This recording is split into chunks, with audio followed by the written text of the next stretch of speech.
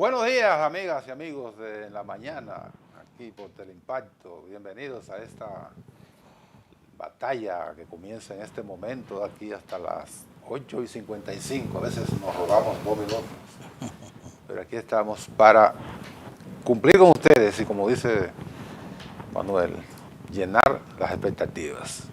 Precisamente Nelson Encarnación y Manuel Jiménez estamos en el día de hoy, como todos los días, tratando eso, de llenar las expectativas. Buen día, Manuel. Buenos días, amigos televidentes. Buenos días, Nelson. Bueno, es el esfuerzo que hacemos y yo estoy prácticamente convencido de que nuestros televidentes, nuestros amables televidentes, también están convencidos de que hacemos el esfuerzo. Muchas veces no podemos satisfacer lo que es su criterio, su posición frente a determinados hechos, pero nosotros tratamos de ser objetivos y de analizar los hechos de acuerdo a nuestras convicciones, que son convicciones que tocan un punto esencial, que es la objetividad, que se ha perdido mucho en estos tiempos. Eso es. Bueno, señores, vamos a ver rápidamente cómo está el tiempo en la República Dominicana, de acuerdo al primer boletín de este día del Instituto Dominicano de Meteorología, Indomet. Ahí vemos que la temperatura está en 24 grados Celsius, eso es lo que se está ya indicando a las 7 de la mañana. Dice este informe del Indomet que un patrón atmosférico caracterizado por un cielo mayormente despejado seguirá dominando en casi todas las provincias del país, producto de un aumento en la incursión de partículas de polvo sahariano y una disminución importante en el contenido de humedad sobre nuestra área de pronóstico. No obstante, en la tarde hasta las primeras horas de la noche, la interacción del viento con los efectos locales, calentamiento diurno y orográfico, provocarán leves aumentos nubosos con chubascos locales y aisladas tronadas, principalmente en las provincias de Monteplata, Atomayor, San Juan y Elías Piña. Las temperaturas seguirán bastante altas, la sensación térmica también elevada y por consiguiente el Indomet reitera lo que siempre afirma, que hay que cuidarse del sol en horario de 11 de la mañana a 4 de la tarde, tomar mucho líquido y vestir de forma ligera, con ropa preferiblemente de colores claros. Eso es lo que informa el Indomet en su boletín de hoy, 18 de agosto. Ya sobrepasamos la mitad del mes de agosto. ¿Qué te parece? Bueno, sí es, más de la mitad. Hoy cumpleaños mi hijo Rafael, que tiene 200 y pico libras, casi 300 libras. Yo le digo el bebecito todavía, Tiene que ponerse a rebajar. porque él es el menor. Y qué feliz cumpleaños, Rafa. Asimismo, yo me uno a esas felicitaciones, mucha salud sobre todo y mucha prosperidad.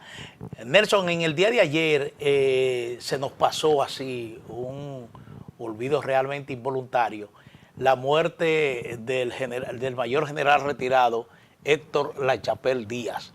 Fue una figura connotada, notable, de primer orden en la Revolución de Abril de 1965.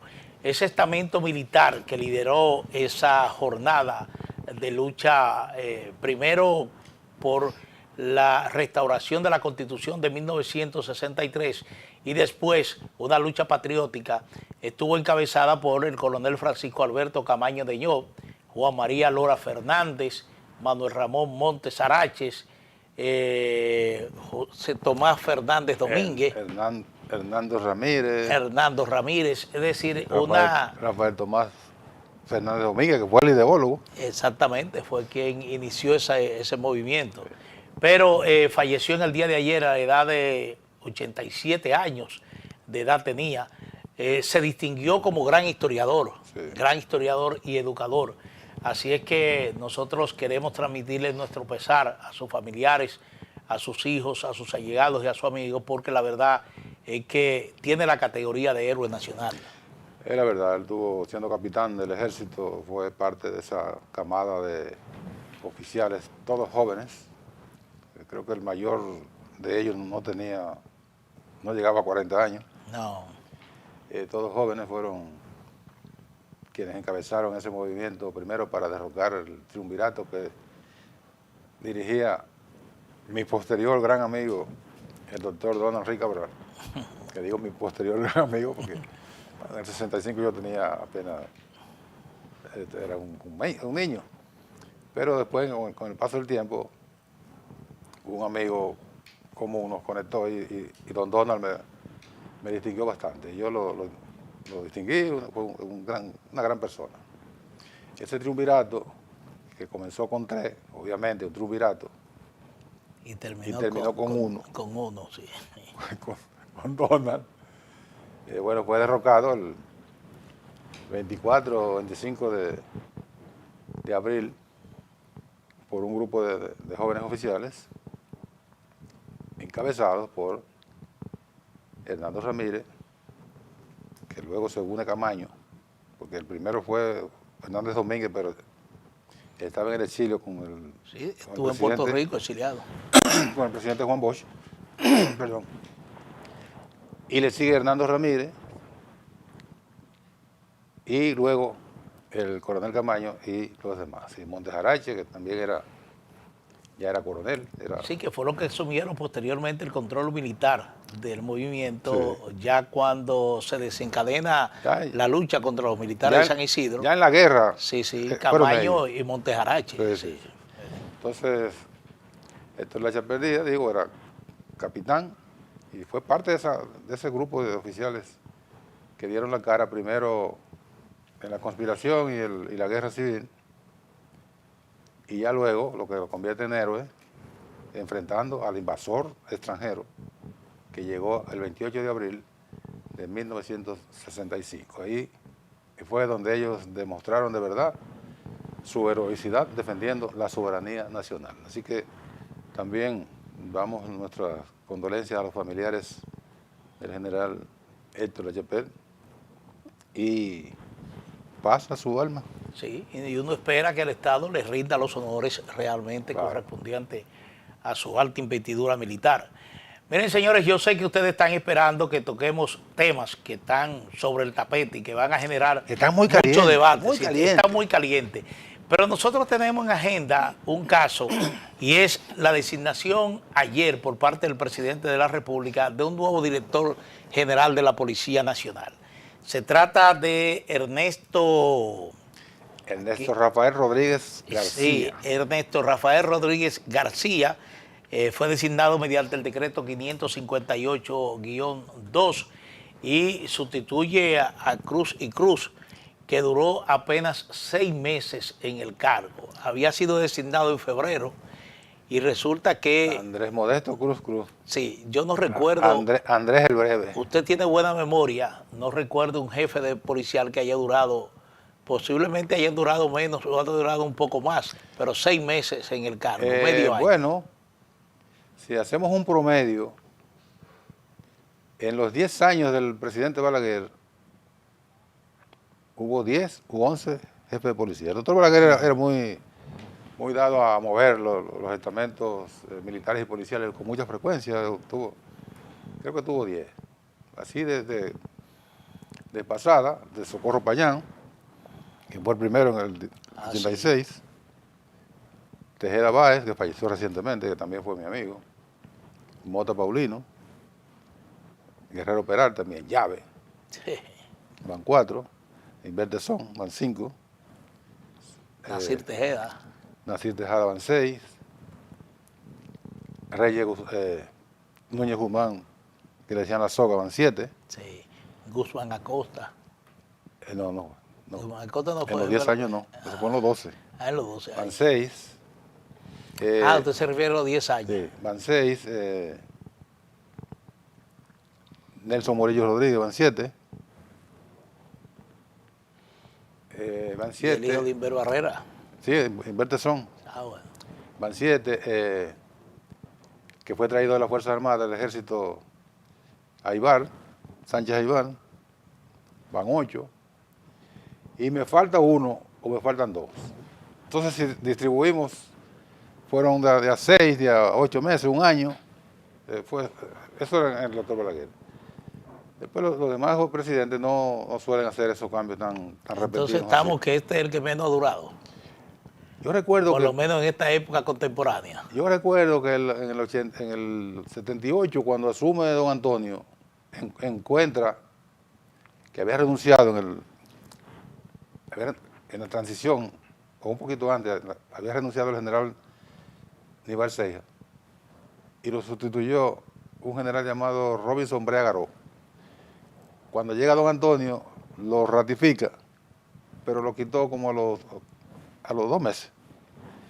Ese es el más breve. Ese es el más breve. Si no tomamos indudablemente que ese es el más breve. Pero de todas maneras, Modesto Cruz es breve. Yo puse el tema porque la semana anterior usted narró aquí que le sorprendió ese comportamiento del jefe policial anterior, y yo secundé el comentario que usted hizo sobre su presencia en Navarrete. Y entonces, cuando uno ve que un jefe policial lo destituyen con tan poco tiempo de ejercicio, uno se pregunta, ¿pero qué pasó? No hay que buscarlo. Fue esa imprudencia del general Cruz de aparecerse. Y la referencia que yo hice aquí fue justamente con un evento que no era de la misma magnitud, porque en el que yo narraba, que hablé con el jefe de la policía en ese momento, fue aquella toma de rehenes en una sucursal del extinto Banco del Progreso. Son incidentes bastante diferentes, son incidentes que no se pueden comparar, pero son incidentes en sí. Y entonces el general Modesto Cruz aparece a Navarrete y, según se dice, su patrulla, sus unidades fueron tiroteadas por los forajidos que estaban alterando el orden en Navarrete. La policía lo negó. Recordamos que el comentario vino porque la policía negó que ese incidente se hubiese producido. Pero la policía, después yo vi un video de alguien, un tuitero, un youtuber de la zona, que dijo, bueno, lo están negando, pero yo estoy transmitiendo en vivo, y vi que él estaba reproduciendo la transmisión que hizo en vivo en el momento en que se desplaza el general con su comitiva, y él dice, y estoy oyendo los tiros, y es verdad, se oían los tiros. A mí no me queda bien claro de que los tiros fueran directamente al general, pero fue a la comitiva, pero fueron muy cerca. La policía lo niega, y entonces nosotros cogemos la negativa de la policía para fundamentar el comentario que hicimos, que compartimos tú y yo ese día, que fue el lunes, sobre la imprudencia del general. Y yo digo que la policía lo puede negar, como lo negó, nos lo puede negar a nosotros, pero el presidente de la República no. No. Porque el presidente tiene 50 canales de información. Tiene información privilegiada. Entonces, si lo podemos juzgar, en los 6 meses del general Cruz en la policía, ¿qué ha pasado? Nada. Incidentes normales, sí, intercambio de disparos, que eso es normal. Es normal. Quejas de la ciudadanía con algunas por situaciones, que eso es normal. ¿Qué ocurrió? Nada diferente a lo que ocurre en todas las jefaturas de policía. ¿Qué fue lo normal? Su presencia en Navarrete y el tiroteo. Sí, evidentemente que ahí hay que buscar las razones de esta destitución, porque fue realmente una acción, además de temeraria, porque yo vuelvo a insistir, lo que planteé en esa ocasión, es que no se presentó en Navarrete ninguna situación que escandalizara a la opinión pública nacional, que pusiera en atención al país, que ameritaba una presencia de un jefe de la policía en una comunidad del interior del país, donde incluso la propia distribución que tiene la Policía Nacional le asigna un comandante a la dotación policial de Navarrete, que es el responsable de toda la región norte, que es el comandante regional norte. Que está en Santiago. El que está en Santiago. Si alguna situación anormal, el jefe de la policía observó, bueno, lo más natural era que el comandante del regional norte se trasladara de Santiago a Navarrete, claro, en caso de una situación realmente sin control, es decir, que ameritaba la presencia de un alto oficial. Pero ahí no se presentó nada anormal en Navarrete. Eso no. Esa pedrea, incluso hasta los tiroteos ya son normales en Navarrete en el marco de protestas populares. Eso sí. Es, como se dice, pan comido. Eso es sí o sí. Entonces ahí hay grupos realmente muy contestatarios, grupos muy violentos, que son los que tradicionalmente lideran estos movimientos, pero evidentemente, como tú señalas, fue una imprudencia del jefe de la policía, el jefe de la policía anterior, presentarse a una situación. Yo vi una foto, no sé si es una foto reciente o es una foto que se publicó ya vieja, pero parece donde él aparece portando un fusil. Bueno, es posible. Es posible que fuera en ese ambiente. Sí. Es que es elemental. Y no lo digo yo. Lo dijo el jefe de la policía cuando yo le fui a reclamarle la historia que yo narré aquí. Es que el comandante no se expone.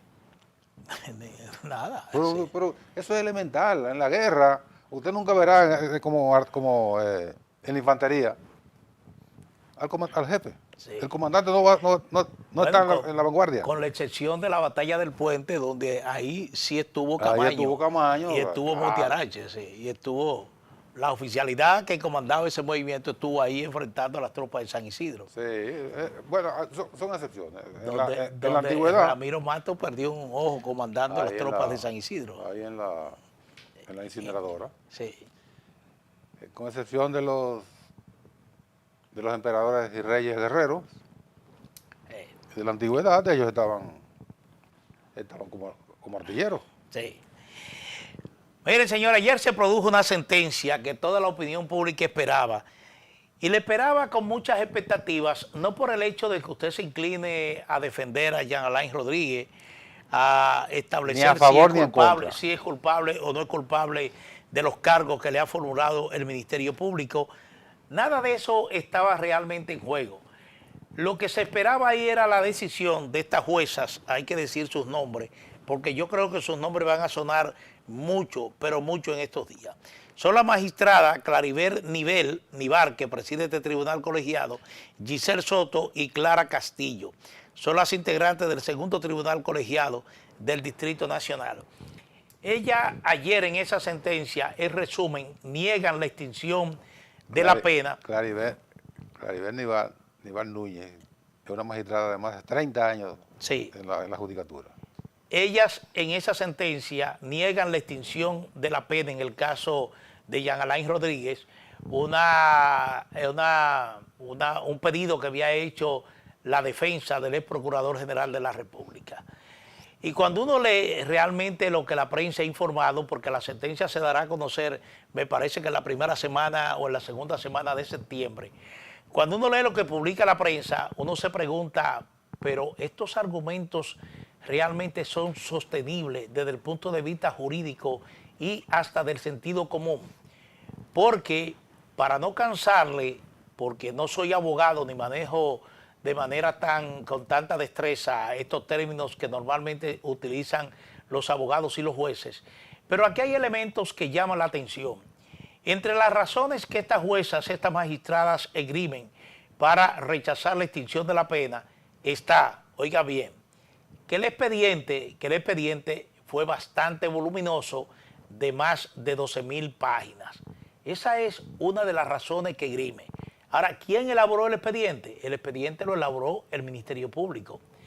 Lo otro que dice, algo, por ejemplo, que el Ministerio Público insistió mucho durante el proceso para tratar de descalificar los incidentes que presentaba la defensa, es que la defensa, en esos incidentes que presentó, actuó de manera legítima. Lo dice así mismo la información que se publica en varios medios de comunicación. Es decir, esos dos hechos que son citados como causa por una y otra parte, como elementos fundamentales para la extinción de este proceso, que que ya tiene cerca de 6 años, son los dos elementos que esta magistrada consideran. Uno lo señalan que fue un proceso bastante litigado, bastante abordado, incidentado, pero todos esos procesos ellos dicen que se hicieron de acuerdo a lo que establece la norma y la ley. Y uno dice, bueno, pero ¿por qué concluyen de esta manera? Porque yo insisto en que 4 años son 4 años. Ellos no establecen 4 años calendarios, sino que atribuyen a estas causas y otras las razones por las cuales este proceso se dilató bastante.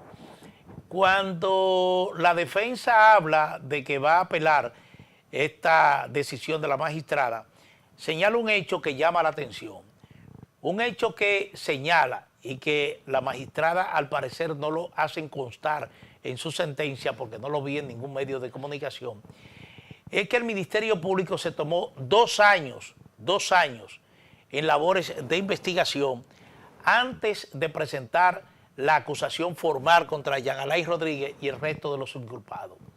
Y resulta que de acuerdo a los abogados, que incluso abogados de mucho prestigio que nosotros hemos tenido aquí en la mañana por Teleimpacto, dicen que el tiempo fatal de 4 años comienza a contarse desde el momento de la detención. Desde el momento que a usted lo detienen, lo esposan y lo llevan a una cárcel para fines de solicitud de medida de coerción, ya ahí comienza a verificarse el plazo contable de 4 años. O lo invitan a pasar por la Procuraduría General de la República o el Ministerio Público, y aunque no lo dejen, aunque lo invitan 1, 2 o 3 veces, el plazo comienza cuando lo invitan la primera vez. Aunque no lo detengan. Aunque no. Oigan lo que establece este Código Procesal. Entonces, es evidente que aquí hay una violación a ese principio constitucional, porque evidentemente que en este caso específico, no estoy hablando del proceso desde que comenzó hasta que inició, porque también habría que hablar de muchas cosas, pero en este caso específico se le está negando lo que es el debido proceso a Jean Alain Rodríguez y al resto de los inculpados. Se le está negando porque habrá que establecer si los elementos que ellas citan para la negación de la extinción de penas son acogidos en esta apelación que presentarán los abogados a partir de la lectura formal de la sentencia, que en este caso sería la Suprema Corte de Justicia o una corte de apelación. A la Corte de Apelación. Bueno, a una corte de apelación. Es decir que es un proceso que le falta un camino un poco largo por recorrer, porque primero está la Corte de Apelación. Cualquier decisión que tome la Corte de Apelación, eso irá entonces a la Suprema Corte de Justicia y terminará en el Tribunal Constitucional, donde hay abogados que coinciden que en vista de la jurisprudencia que el Tribunal Constitucional ha sentado, ese fallo sería anulado por el Tribunal Constitucional. Sería pulverizado cuando llega ahí. Bueno, daría la impresión de que uno incursiona en una dirección de favorecer al ex Procurador General de la República y a los demás imputados en el caso que tiene un nombre de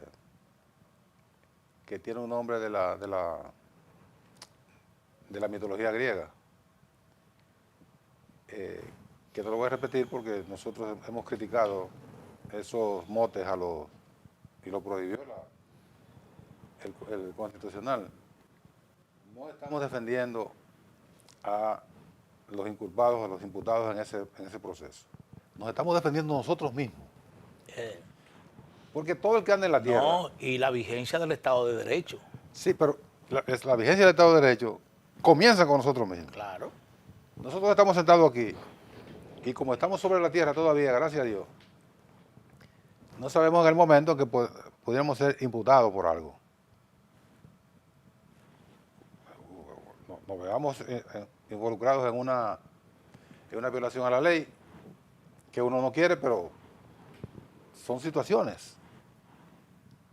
Entonces, un Ministerio Público muy diligente, muy sobreabundante, nos presenta un expediente a nosotros de 12.000, a nosotros o al que resulta imputado, de 12.374 páginas, y presenta ese gran volumen al Ministerio Público. Y el Ministerio Público a la jurisdicción de juicio. Antes de eso, para llegar a ese voluminoso expediente, el Ministerio Público presentó una solicitud de medida de coerción que es más o menos comprimida. No le presenta todo el expediente porque en esa medida de coerción no se discute el fondo. Que fue bastante publicitada, siguiendo el comportamiento que mantuvo el Ministerio Público desde el principio de la lucha contra la presunta corrupción. Que ya es una norma. Entonces, el Ministerio Público presenta la acusación, presenta la solicitud de medida de coerción hace 5 años, 8 meses y 14 días, ¿verdad? Eso fue lo que dijo la sentencia. Sí. Para poder organizar toda la acusación, le pide 18 meses. El juez de medida de coerción le concede 18 meses. Cuando se están acercando los 18 meses, le pide 4 meses más. El juez le concede 4 meses más. Cuando se están terminados los 4 meses, pide 2 meses más. Todo eso es una sentencia previa a los imputados. Claro, pues está preso. Está preso o tenía medida de coerción. Ya cuando le pidieron los 4 meses finales, los 2 meses finales, ya estaba con medida de prisión domiciliaria y el llamado medio libre, que es que durante 2 días o 3 días a la semana le permitían a Jean Alain Rodríguez, particularmente a él, acudir a su oficina de abogado a trabajar medio libre, o sea, 3 días a la semana. Entonces está establecido en la normativa. Bueno, en los 2 años es que finalmente se ve compelido, porque ya no puede pedir más plazo, a presentar la acusación y llega todo lo que ya conocemos. 8 meses leyendo el expediente, porque el Ministerio Público, cuando ve que se está desbordando la cuestión de los plazos, le pide al tribunal que se libere la lectura del expediente. Dicen los abogados, no, la defensa de Jean Alain, no. Pero eso no está en el Código Procesal. Hay que leer párrafo por párrafo. No, pero que es muy largo. ¿Y quién hizo el expediente largo? ¿Fuimos nosotros o fue el Ministerio Público? Los jueces dijeron, hay que leerlo. 8 meses leyendo el expediente. Claro, a usted no lo van a juzgar por una acusación que usted no la conoce, sí. Ellos la conocen. Sí, pero la formalidad era que el tribunal se leyera. Exactamente. Leyeron el expediente durante 8 meses. 350 testigos. Y ese toda la parafernalia. Y llega al momento en que, al día de ayer, cuando las juezas se despachan con esa brillante sentencia, reconocen que los imputados no han sido los culpables de la dilación, que se han presentado permanentemente a los juicios, a las audiencias, que el ejercicio de su defensa ha sido legítimo. Que los incidentes que ha planteado su defensa técnica están dentro del proceso normal, pero que el expediente es muy largo. Pero el expediente lo hizo largo, el acusado, los imputados, lo hizo largo el Ministerio Público. Sí. Entonces usted no puede imputarle una son falta. Son argumentos indefendibles. Indefendibles. Sí, no se Oye, usted puede atacar a Jean Alain Rodríguez por donde le dé la gana. Ahora, con eso, ahí hay una violación evidente del debido proceso. Y reitero, no estamos defendiendo a Jean Alain Rodríguez. Nos estamos defendiendo nosotros, porque podemos caer en una situación de que un proceso por una sobreabundancia del Ministerio Público se alargue y entonces el juez o los jueces digan, bueno, mire, señor Juan de los Palotes, usted tiene razón porque se ha hecho largo el proceso por el expediente, pero aún así nosotros no le vamos a conceder el reclamo, la exigencia de que se extinga la acción penal porque ese expediente es muy largo. Pero por favor, pero eso se cae. Mira, la Corte de Apelación en la primera audiencia lo va a reventar ese. Sí. O de lo contrario, Digo, porque si no es que hay miedo de por medio.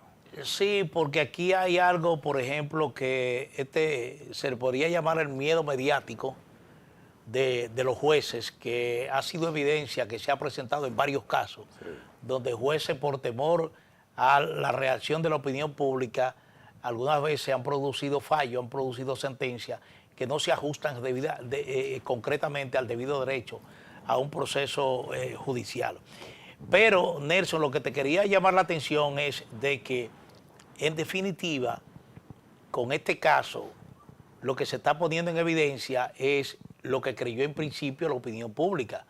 Una opinión pública que se debatía entre aceptar que había una especie de revancha, de desquite contra el Procurador General de la República, Jean Alain Rodríguez, que en su momento incluso, hay que decir, sin temor a equivocarse, que una buena parte de la opinión pública estuvo incluso de acuerdo de que a él se le llevara a este proceso que se mantiene hasta el día de hoy, Sí. precisamente por el comportamiento cuestionable que él tuvo contra la jueza Miriam Germán. Y entonces aquí había como esa corriente de simpatía a la actuación del Ministerio Público en contra de Jean Alain Rodríguez. Lo cual no es bueno. Pero Sí. sí, Que la justicia no pueda actuar con venganza. exactamente. Al paso del tiempo, yo creo que tanto el Ministerio Público como la justicia está dando evidencia de que actuó con revancha.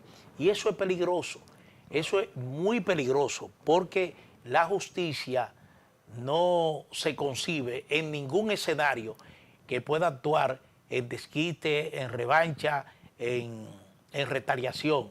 La justicia simplemente actúa en base en contra de quien cometió un hecho y amerita una sentencia o Y se le prueba. que sea procesado Y se le bajo prueba. las pruebas que se presenten. Pero el caso ya, con el tiempo que tiene, es decir, casi 6 años, y esta sentencia de esa magistrada, lo que pone realmente a la gente a pensar de que ciertamente aquí se planificó actuar contra Jean Alain Rodríguez, independientemente de las acusaciones que tengan, porque se pudo llevar este proceso en los 4 años que establece la ley. Es decir, los 4 años se pudo llevar este proceso, pero contra este proceso conspiró un expediente, en primer lugar, de más de 12.000 páginas, que fueron leídas una por una en el curso del proceso. Y hay que señalar también que los incidentes presentados por los abogados influyeron también en esta dilación. Pero, ¿qué usted le puede pedir a un abogado que está defendiendo a un cliente que no sea establecer su estrategia de defensa? Claro. Todo abogado establece una estrategia de defensa a su cliente. Ahora, el juez tiene la potestad de actuar con prontitud frente a cada incidente que se le presente, precisamente para que estos incidentes no contribuyan a alargar el proceso. Así. Ahora, si esos incidentes no son fallados en el tiempo oportuno, o el juez tiene la potestad incluso de rechazarlo ahí mismo, entonces usted está contribuyendo también a que el proceso se alargue. Claro, son cosas tan elementales que nosotros lo que somos es unos intrusos en la materia. Advertimos sobre la peligrosidad de que se eche por tierra un fundamento, un principio algo que está bien fundamentado en el Código Procesal Penal, pero también en el debido proceso establecido en la Constitución de la República. Cuando un Ministerio Público actúa mediante la coacción a los jueces, y los jueces se dejan coaccionar precisamente por el Ministerio Público por miedo a que lo puedan estigmatizar en la opinión pública, que lo puedan señalar por cualquier forma, como lo han hecho en alguna oportunidad elementos del Ministerio Público. Ahí se está violando no solo el principio de la presunción de inocencia, se está violando los derechos fundamentales de esa persona. Y está incurriendo en una negación de justicia, porque cuando esta defensa técnica de Jean Alain Rodríguez y él, concretamente, plantean que no hay nada que pueda diferenciar 5 años, 8 meses y creo que 14 días. No hay nada que pueda diferenciar eso de una dilación y de una negación de justicia. Claro. Pero además hay un elemento fundamental. Esto que plantea ayer Carlos Balcácer, de que el Ministerio Público tardó 2 años para presentar una acusación, eso influye de manera determinante ya en el alargamiento del proceso. Es decir, porque esto se inicia a partir de manera formal cuando se presenta la acusación. El Ministerio Público perdió la mitad del tiempo. Exactamente, pero a esto tú tienes que agregarle un expediente de 12.000 páginas. Así que el mayor cargo por la prolongación del proceso recae precisamente en el Ministerio Público. Claro. Es decir, eso no se puede negar. Pero vamos a hacer una pausa. Sí, vamos a salirnos de este berenjenal. Sí. En breve volvemos. En la mañana con Teleimpacto.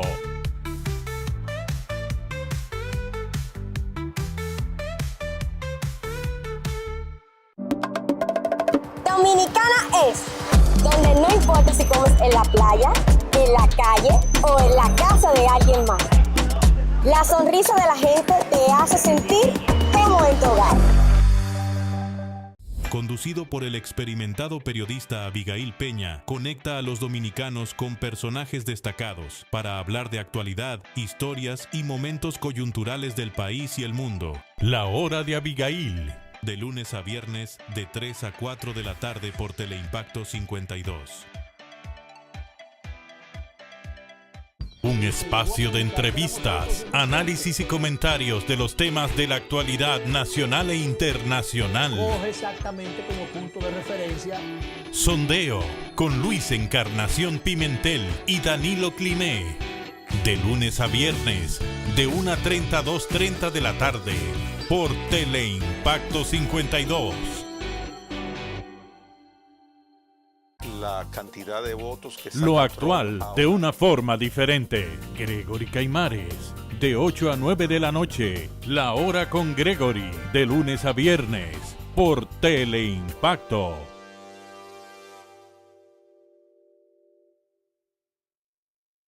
Saludos, amigos y amigas de La Respuesta. Doctor Marino Vinicio Castillo, un agudo analista de la realidad nacional e internacional. Y que con la gracia de Dios esperamos estar con ustedes el próximo fin de semana. Gladiador de la palabra que ha librado todas las batallas de la vida, íntegro en el aspecto moral, con profundas convicciones y una arraigada fe cristiana. La Respuesta con el doctor Marino Vinicio Castillo, todos los domingos de 12 a 1 de la tarde, a las 3 de la tarde y 9 de la noche, por Teleimpacto.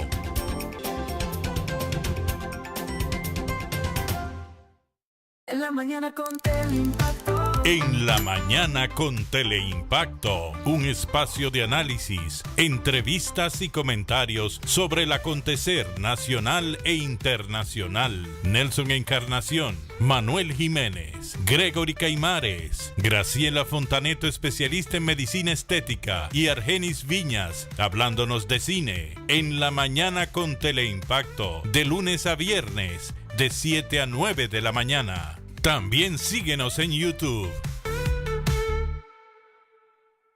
La felicitación de Abel condicionó ya a Leonel Fernández. Comentario, análisis, cobertura, los acontecimientos que impactan al país y al mundo, con un equipo de comunicadores expertos. Propuesta de la noche, de 7 a 8 de la noche, por Teleimpacto. Danilo Medina podrá alegar que las visitas sorpresa, 60 o 60 mil millones de dólares. Periodismo objetivo. El gobierno, el presidente. De lunes a viernes, de 6 a 7 de la noche, al final de la tarde, con Manuel Fermín. Para la República Dominicana. Mucha gente no sabe eso. Bueno, Geopolítica, con Nelson Encarnación. En el Consejo de Seguridad de Naciones Unidas, ningún esfuerzo va a tener resultado positivo. Una visión completa y objetiva. El que ellos acusan que China está controlando el canal de Panamá. Respecto de estos casos de migración, de abejas. Domingos, de 11 de la mañana a 12 del mediodía. Geopolítica, por Teleimpacto.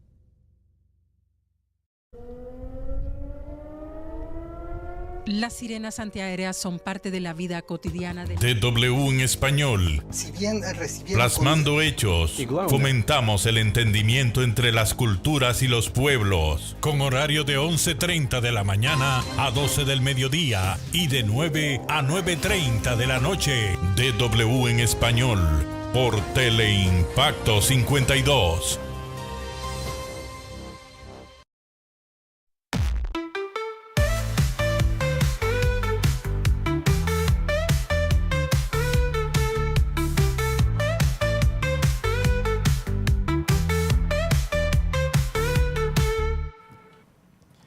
Gracias por seguir con nosotros en la mañana por Teleimpacto. Recibimos con mucho agrado a nuestro distinguido invitado del día de hoy, el querido amigo Charlie Núñez.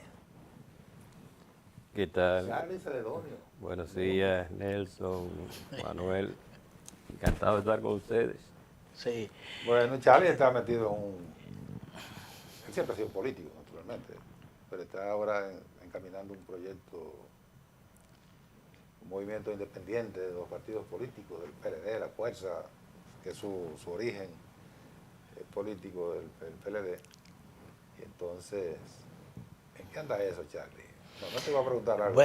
Bueno, independiente en relación a la fuerza política, pero no tan independiente, porque tiene una posición sobre lo que pasa en el país.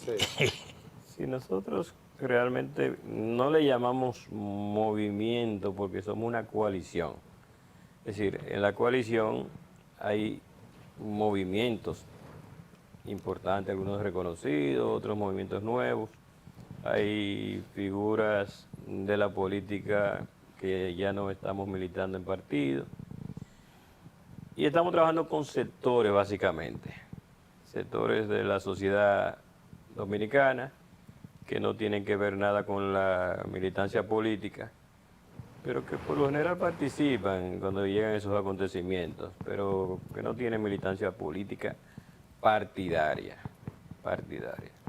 En principio se entendió que ustedes surgían como coalición, como tú dices, con un propósito determinado, con el propósito de alguna manera de forzar lo que sería una unificación de la oposición para enfrentar al gobierno electoralmente en el 2028.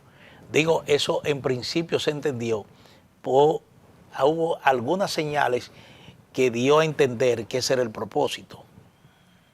Y no es tan errado porque, fíjate, nosotros, a pesar de que quienes hemos estado encabezando este proyecto básicamente, hemos estado Domingo Contreras, Alberto Holguín, estamos nosotros, y hay varios ex miembros del Comité Central del PLD, pero nosotros no tenemos ningún inconveniente con el Partido de la Liberación Dominicana, como tampoco lo tenemos con la Fuerza del Pueblo. Ahora, sí entendemos que el país no va por buen camino, que nosotros hemos llegado a unos niveles inesperados en cuanto a la deuda, el tema migratorio, una serie de cosas que entendemos que es un peligro para el país, la continuidad del PRM en el poder. Y aquí el voto está dividido ahora mismo básicamente en 3 organizaciones políticas. Hay quienes señalan el tema de ninguno, que también están cometiendo un error, porque cuando se miden los partidos políticos y los candidatos, resulta que ninguno aparece prácticamente con la mitad. El 50% de la población dice ninguno. Y resulta que aquí hay mucha gente que cree que él puede ser ninguno, el representante de ninguno, pero ninguno no es un número unificado en nada. Ahí están los que nunca votan, ahí está el grupo que dice ninguno, porque hoy es indeciso, pero mañana se va a decidir por uno de los que están, porque no se van a mantener al margen. Pero la gran masa de ninguno que pudiera buscar una alternativa, un outsider, pues resulta que tienen 50. ¿Por qué? Porque allí hay de la derecha, hay de la izquierda, están los urbanos, y que todos tienen uno diferente. Hay un elemento que yo pienso que nadie lo ha medido en el país. Nosotros sí lo hemos medido. Y es que así como cuando usted mide los candidatos, ninguno tiene un 50. Cuando usted mide a esos ninguno, a esos posibles ninguno, tienen igualito un 50% de rechazo. Es decir, eso que celebran que el 50% de la población no quiere un candidato de esos partidos tradicionales. Tampoco lo quiere ellos. Pues hay un 50% que no quiere nada con ellos tampoco. Así estamos en lo mismo. Y la división de los ninguno es más grande que la división de los que están organizados. Sí, o sea que lo que ustedes han encontrado es que si bien esos supuestos ninguno están disgustados con los partidos, tampoco no quieren un invento. No, pero para nada. Oye, mira, yo veo, pues yo no veo televisión, ni escucho radio, y por lo general tampoco leo periódicos. Yo me informo de las noticias, me llegan generalmente las informaciones, pero me pongo a ver mucho un programa, eso del canal de YouTube, que ahí veo muchas informaciones, porque yo sé, escojo lo que quiero ver. Y yo veo a un joven que hace un programa eso de humor, se llama El Chico Sandy, creo que él se va a la 42 a preguntar si votarían por Alofoque. Y hay un jovencito que dice, mira, yo me fumo mi vaina y todo, pero yo no soy loco, ¿cómo yo voy a votar? Además, mira, se quita un cigarrillo de la hora, me voy a fumar una hora mismo, pero yo no voto por ese tipo. Es decir, aquí hay gente que se cree que porque provienen del mismo lugar, todo el mundo se va a ir de cabeza a apoyar un proyecto determinado, y eso es una locura. Pero ustedes, concretamente ustedes son políticos, ustedes no son un invento, todos tienen mucho tiempo activando en la política, dirigentes importantes de partidos. Al final, el trabajo de ustedes lo que busca es identificar un candidato que pueda competir para sacar al PRM del gobierno. Aquí no hay carta bajo la manga. Nosotros estamos trabajando para sumar gente que no está militando en los partidos políticos, y aspiramos a que haya una unidad de las fuerzas opositoras en función de un proyecto, no que tú me das y que yo te doy. Porque de hecho nosotros tenemos planteamiento con el que nos sentemos a hablar, no es que tú me vas a dar que yo te voy a dar, es unos temas que estamos desarrollando, que comenzamos ya. Yo quiero que ustedes sepan, porque hay cosas que se pueden hacer sin necesidad de llegar al gobierno, y nosotros estamos trabajando esas cosas. De hecho, y no más de 20 días estaríamos haciendo un anuncio muy importante para el país de algo que hemos logrado, con un tema neurálgico de la sociedad dominicana que ninguna organización política le ha puesto atención. Y en estos próximos días también estaremos fijando posición con un tema que realmente al país no le conviene para nada. Y lo están ahora mismo, se está hablando de una inversión de 750 millones de dólares que es para votarlo. Nosotros vamos a fijar posición sobre eso. Pero no es hacer oposición por hacer oposición. ¿Pero dónde es eso? Aquí en el país. ¿Qué del sector agua. ¿Qué proyecto? Del sector agua. Te van a ver el problemazo que no quieren meter ahí con el tema agua. Pero aquí suceden las cosas y hay una bendita oposición que yo no sé dónde que está o qué es lo que ve o lo que no ve. Pero hay situaciones. Ahora, el otro tema tiene que ver un tanto con nosotros, uno de los temas nuestros es el de reordenamiento urbano. Y dentro del reordenamiento urbano está el tema tránsito. Y nosotros estamos trabajando con algunos temas que tienen que ver con esto. Y ya en los próximos días vamos a ver resultados. Charlie, lo primero es, bueno, un error también de nosotros, que le diga a los amigos televidentes cómo se llama la coalición. Sí. Se llama Objetivo 28. Objetivo 28, sí, pero yo quería que lo dijeras tú. Ahora, tú nos decías de que ustedes están trabajando en la creación de una estructura nacional. Y la pregunta que surge, porque ese trabajo realmente no puede tirarse al vacío. La pregunta que surge es si están pensando convertirse en partido político de cara al futuro o seguirán actuando como un movimiento cívico. Mira, no propiamente cívico, sino político. El futuro dirá. Nosotros vamos por parte, en el 28 veremos los resultados y ahí se decidirá qué es lo que va a pasar. Hay gente que no le gusta que yo diga eso, pero yo particularmente entiendo que el 28 yo abandono la militancia política. Ahora, yo no soy Objetivo 28. En el 28 tú sabes de tu último tiro político. Es que ya yo estoy... Te voy a decir la verdad, no he cansado, desilusionado de la sociedad dominicana. Okay. He desilusionado porque... Te voy a decir algo. Pero no se puede tirar la toalla. No, es que esto va demasiado rápido, pero para mal. Yo recuerdo que no sé si Nelson estuvo en ese viaje, pero en el año 91, 92, aquí había una línea esa de autobuses que comenzó a viajar para Haití, Terrabús. Yo creo que ya eso no existe. Sí.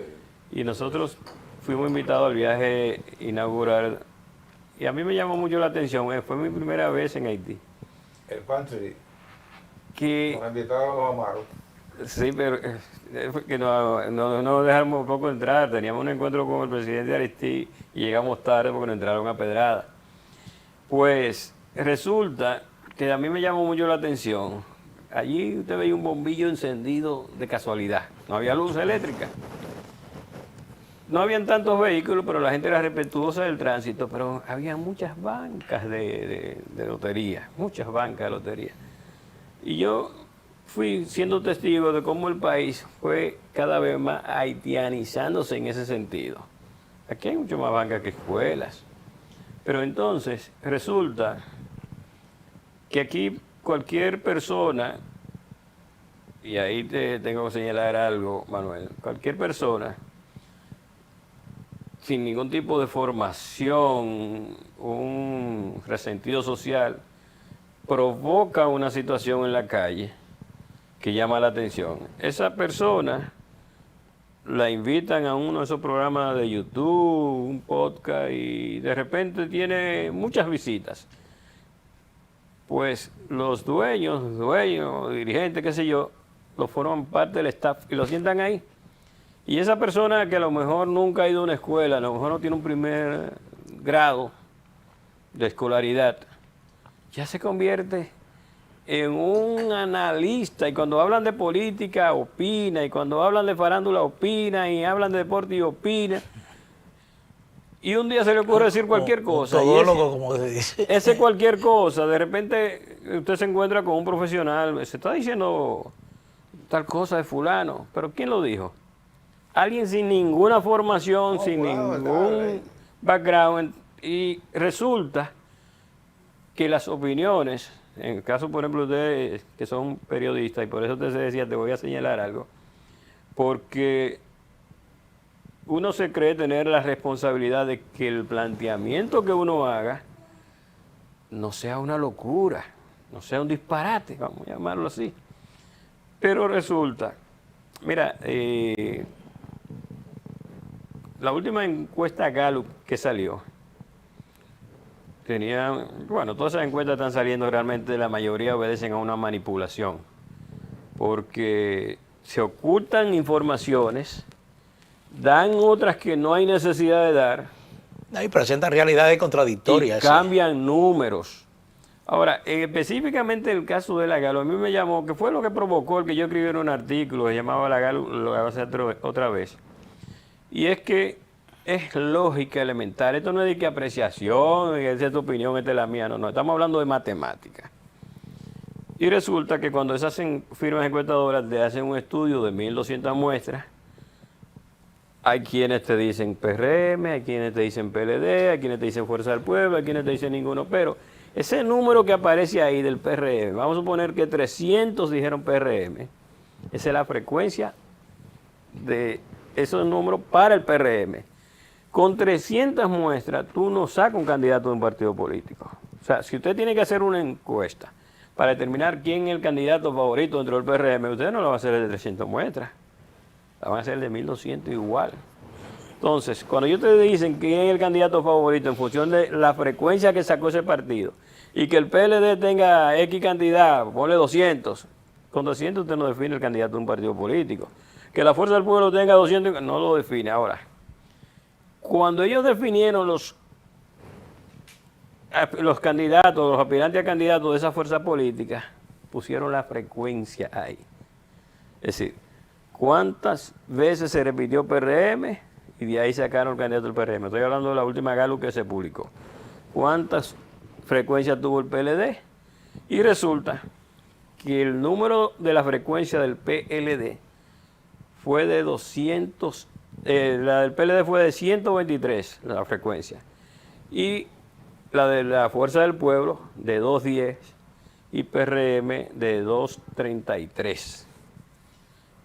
Nunca 123 y 210 es lo mismo. No puede ser el mismo porcentaje. Pero en la presentación que se hizo en el periódico, la presentaron con un empate, 19.1, 19.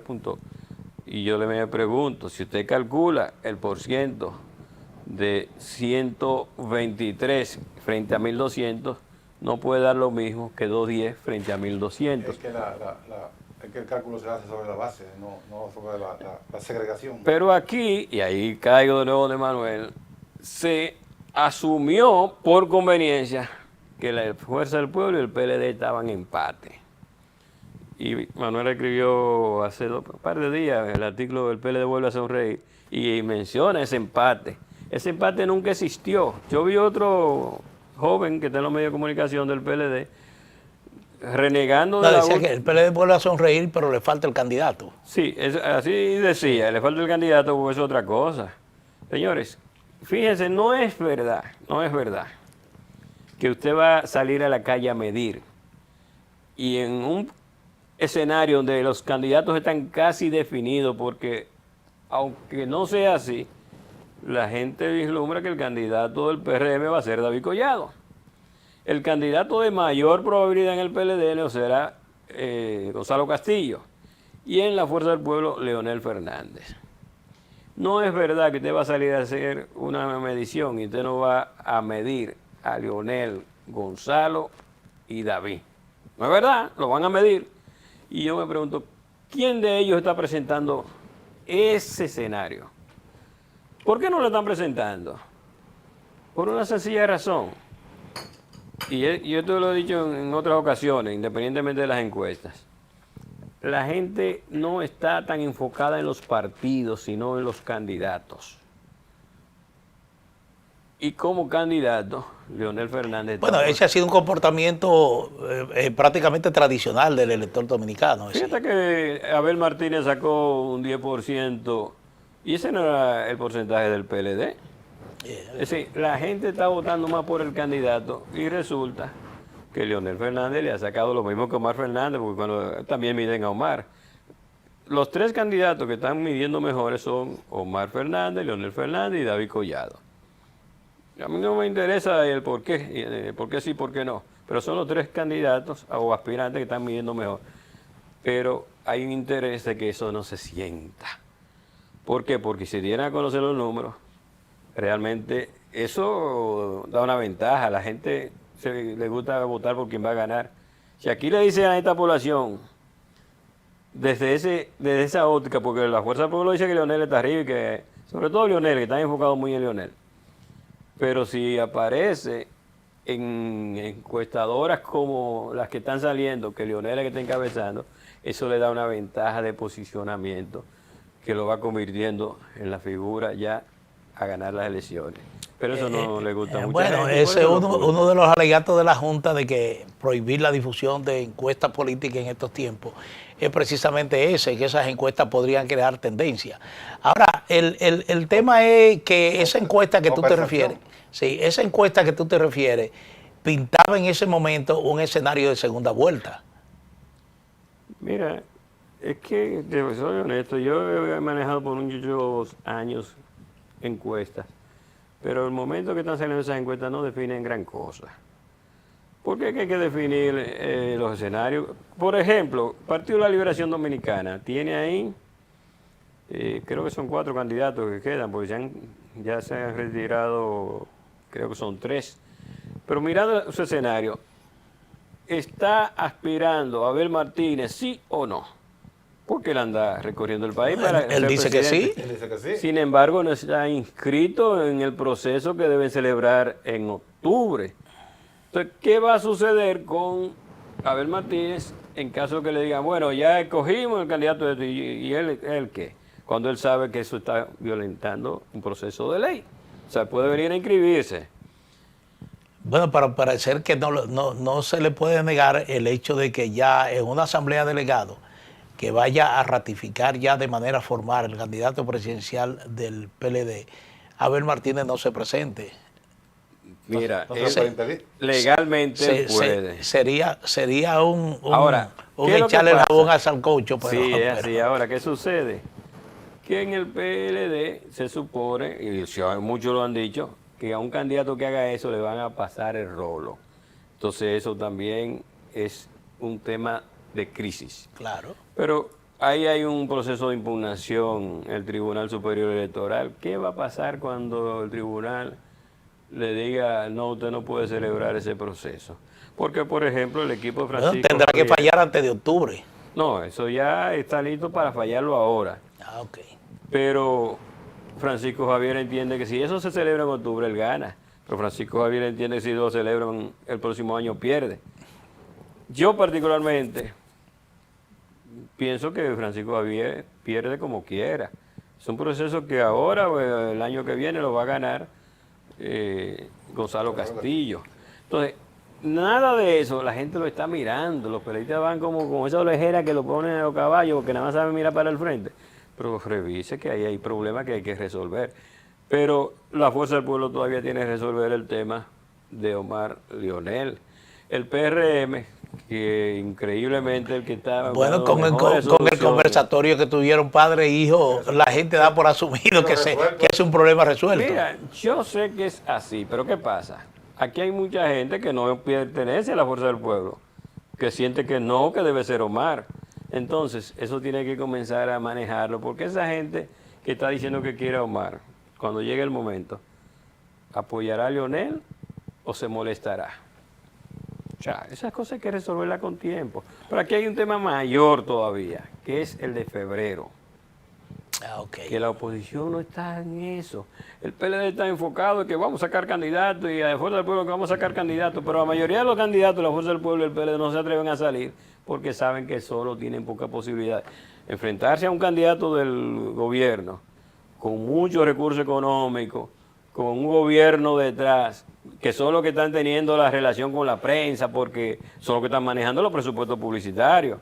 Es difícil ganarle un febrero al gobierno si no hay te voy a avanzar unidad. Un dato. Si no hay unidad. Sí, te voy a avanzar un dato. Dentro del PLD se comenta con mucha insistencia de que en el distrito tendrían ya definida su estrategia para febrero, que sería Margarita Cordero para la alcaldía. Cedeña, mi gran amiga Margarita Cordero. Margarita Cedeño para la alcaldía y Juan Ariel Jiménez para la senaduría. Eso es un abuso. ¿Y quién ha dicho que si Omar Fernández es candidato a senador, Juan Ariel le va a ganar? ¿Y tú te crees ¿Y quién te ha dicho a ti que Omar quiere seguir siendo senador?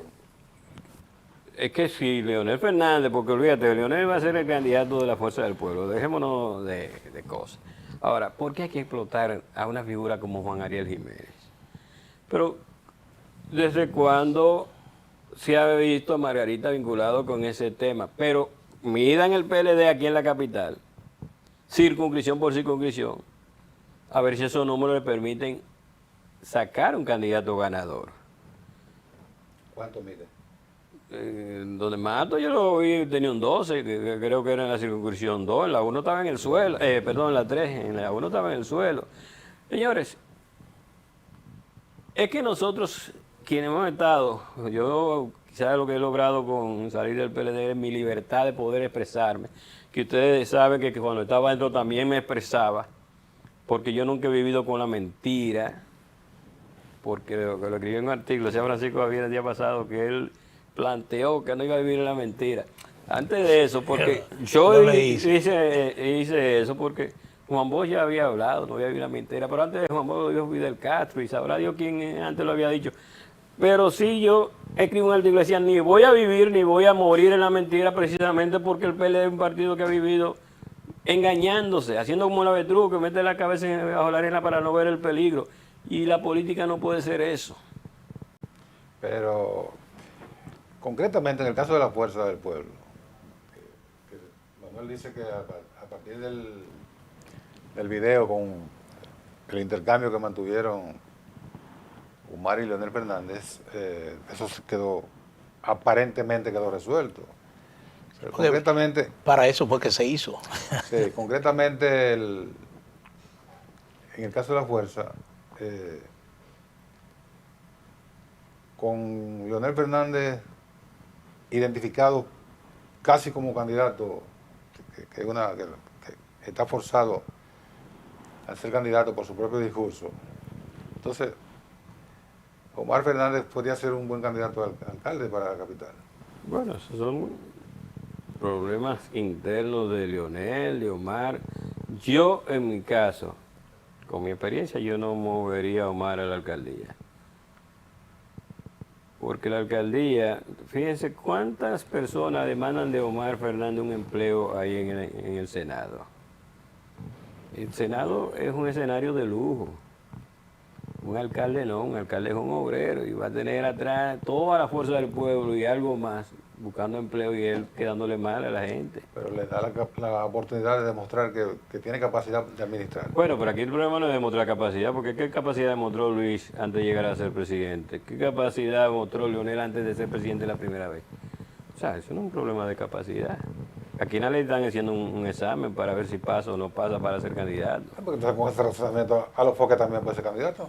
Bueno, pero estamos hablando de cosas serias. No, bueno, es un razonamiento que le abarca todo. No, porque vamos a estar claros, porque te voy a decir una cosa. Leonel Fernández es uno de los intelectuales, pero no ahora. Ya se habrá pulido, sí. Pero cuando llegó ahí, señor, ustedes todos conocieron a Leonel Fernández. Ese señor que Juan Bosch definió como un diamante en bruto. Usted que toma un Danilo Medina. Una mina de oro. Y Danilo Medina venía ya de demostrar lo que era, con una experiencia política, un hombre con un gran dominio del Estado. Hipólito Mejía, usted podrá decir lo que sea, pero había mostrado, siendo ministro de Agricultura, algo, pero además el carisma de Hipólito Mejía. Porque te voy a decir una cosa. Usted podrá ser contrario al PRM, que sí, pero Hipólito Mejía llega ahí y te le va a dar un abrazo con todo el cariño del mundo, porque el hombre de sangre liviana. No hay forma de ignorarlo. No. Entonces, cada uno tiene sus condiciones, pero yo no sé cuáles son las cualidades que usted va a encontrar en ese joven. Charlie, en conclusión, perdón, objetivo. Por cierto, aquí se habla mucho de tasa de rechazo. A mí me gustaría ver que comiencen a soltar encuestas, de ver la tasa de rechazo de él. Debe ser muy alta. Sí. Aquí hay gente más, hay más. El porcentaje de sensato es mucho mayor. Sí. Pero además que se ha pasado la vida entera peleando con todo el mundo. Entonces, Objetivo 28 se debate en torno a un objetivo.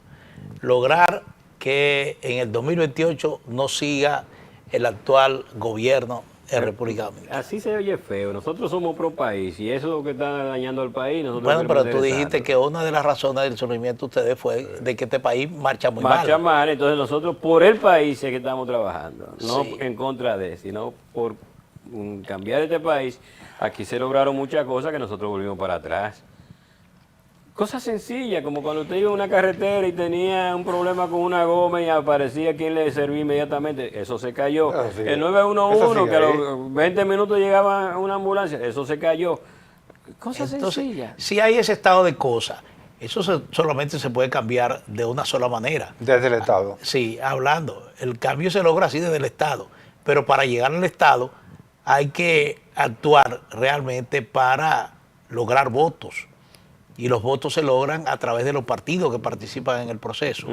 Entonces, en conclusión te repito, ¿cuál es el objetivo de Objetivo 28 para alcanzar su objetivo? Yo te Es decir, entiendo, sí. parece Te voy a decir una un cosa. trabalengua, Es correcto. pero es Voy a decir así. una cosa, nosotros no estamos allí hablando de candidatura aquí ni a nada, pero por ejemplo, donde quiera que nos movemos, hay una gran demanda del proyecto de alcaldía Domingo Contreras. Para mí Domingo es el mejor candidato que se pudiera tener partido alguno para la alcaldía de la capital. Y yo suscribo eso también. Sí. Entonces, ya hace más de 2 meses nosotros hemos recibido la oferta de bueno, eran 4, ya hay un quinto, que ha ofrecido su boleta para que Domingo vaya en la boleta de la capital. Pero la estructura que nosotros estamos trabajando, nacional, cualquier partido la necesita. Y nosotros, nuestra propuesta la vamos a discutir en función de 3 ejes fundamentales que tenemos, que son salud, educación y reordenamiento urbano. Pero cuando nos sentemos a hablar, si nosotros no vamos a pedir ni cargo ni nada, y tenemos esa candidatura, nosotros aspiramos que nos apoye esa candidatura de la capital. Bueno, es un objetivo. Porque yo te voy a sumar a ti más votos que todos esos partidos, por una estructura que no quiero definirla ahora, pero que está ahí. Está ahí. Pero ya ustedes se han estado acercando a los partidos, me refiero a la Fuerza del Pueblo y al PLD. Nosotros hemos tenido reuniones con muchos, nos hemos reunido con partidos que están en el gobierno, que van a salir del gobierno, que no continuarán esa alianza, con partidos que nunca han estado en el gobierno, partidos que no han estado en ninguno de esos bloques, y con partidos que han estado aliados a la Fuerza del Pueblo, porque no conozco de un partido que esté aliado con el PLD. Pero nosotros nos hemos reunido con la mayoría, incluso con el PLD no nos hemos reunido con sus autoridades de manera oficial, pero tenemos mucho contacto con dirigentes del PLD. ¿Y la recepción cuál es? Es buena, aquí lo que pasa es que falta el valor a veces de ser sincero. Aquí la gente quiere las cosas, pero no se atreven a plantearlas. Mira, bueno, es una manera de engañarse a sí mismo, como tú dices. En el 22 yo escribí el primer artículo donde yo hablaba de la alianza de la oposición. Y mucha gente me cayó arriba, pero los compañeros de partido en esa ocasión decían, sigue escribiendo, hazlo. Y te apoyaban, pero no, ninguno se atrevía a hacer el planteamiento, ni en público ni en privado. Y así en el PLD quiere la alianza. Son hipócritas. En el PLD todo el mundo quiere alianza. Ahí lo que hay un grupo que rencor es tan grande contra Leonel que la quieren con el PRM y otros la quieren con Leonel. Pero todos la quieren. Ahora todos la niegan. Es más fácil para ellos plantear un no a Leonel que un no al PRM. Hay gente que se siente cómodo porque lo que andan buscando es una posición. Entonces estos eventos internos que programan y todas las actividades es una hipocresía, es una simulación. Cuando tú dices esos encuentros que están celebrando... No, pues tú dices que el PLD quiere, una parte quiere con el PRM y otra con la fuerza, entonces es una simulación lo que están haciendo. No, no es una simulación, porque déjame decirte, el PLD comete el error. Cuando yo planteé, estando ahí dentro, la necesidad de esa alianza, el PLD era la primera fuerza de oposición y segunda del país. ¿Por qué? Porque no había salido una encuesta que dijera lo contrario. Estábamos trabajando en función de los números, de los últimos números alcanzados en el 20. Sí. ¿Qué sucedió? Que salió Gallup y lo mandó al tercer lugar. No es lo mismo usted sentarse a tener una conversación en tercero que en segundo. Entonces, en el PLD hay una frase muy socorrida que es extemporáneo. Es extemporáneo.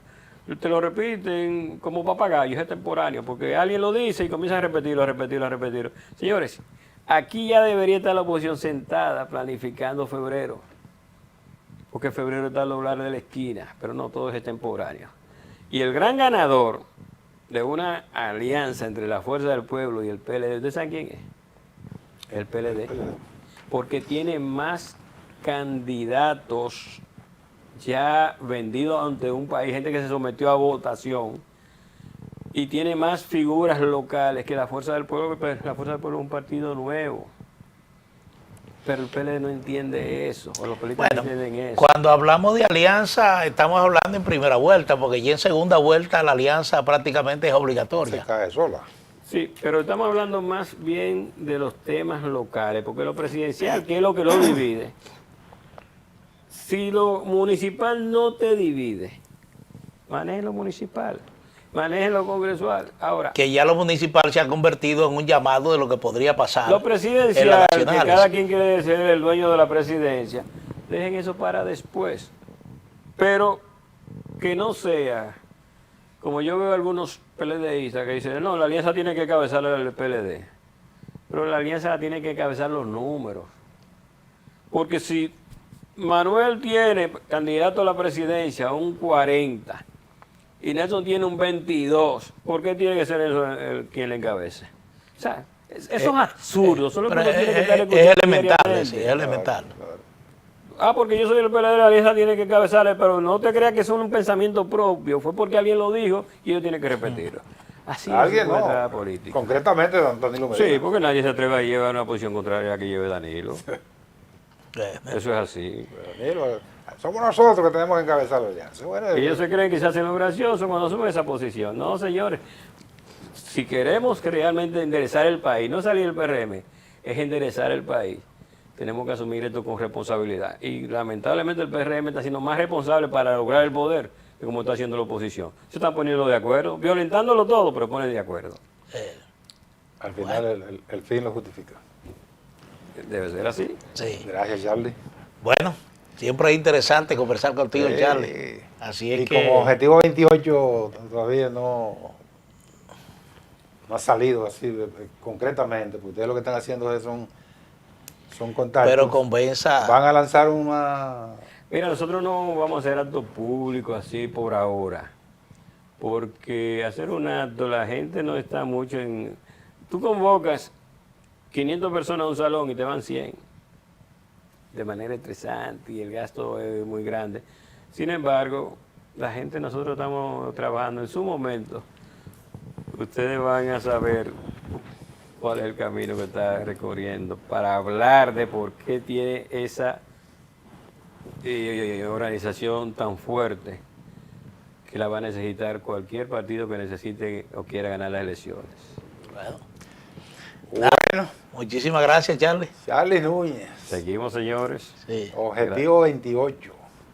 Síganle la pista a Charlie. Yo sé por dónde anda, ¿eh? Bueno, un hombre inteligente y de amplia experiencia política. Sí. Venimos en breve. En breve volvemos. En la mañana con Teleimpacto.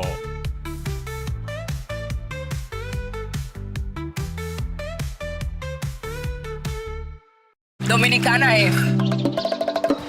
¡Vamos, vamos! Un lugar en el que no preguntamos cómo llegaste. Solo si te hicimos sonreír y querer quedarte un rato más.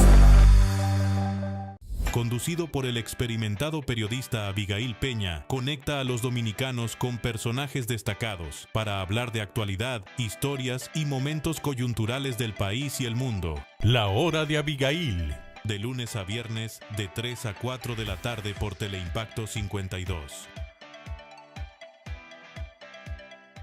Un espacio de entrevistas, análisis y comentarios de los temas de la actualidad nacional e internacional. Coge exactamente como punto de referencia. Sondeo con Luis Encarnación Pimentel y Danilo Cliné. De lunes a viernes, de 1:30 a 2:30 de la tarde, por Teleimpacto 52. La cantidad de votos que Lo actual de una forma diferente. Gregory Caimares, de 8 a 9 de la noche, La Hora con Gregory, de lunes a viernes, por Teleimpacto.